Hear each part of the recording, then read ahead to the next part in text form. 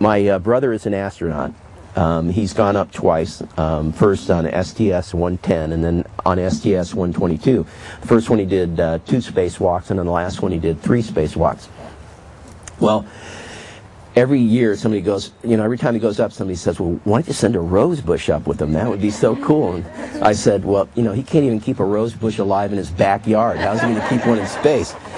So but then I started thinking, every year Bear Advanced has a float in the Rose Parade.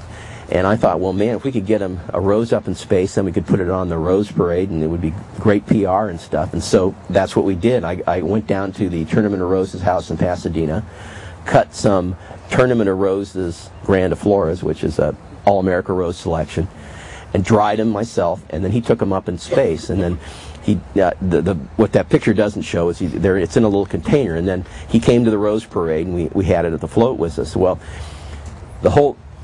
if you've ever been to the Rose Parade, they have this big barn where they build all the floats and put all the flowers on. So I usually go down for 3 or 4 days before and talk to the press and stuff. And so we knew that Al Roker was going to be there this morning, real early in the morning, 4 o'clock in the morning, in this float barn doing his broadcasts for the Today Show. So he agreed to show everybody the rose and talk about the rose.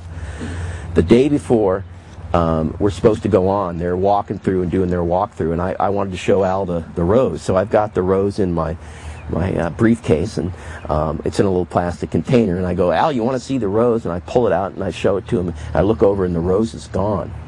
And I look over, and my brother Rex is picking up the rose off the ground. The bottom of the container had fallen off.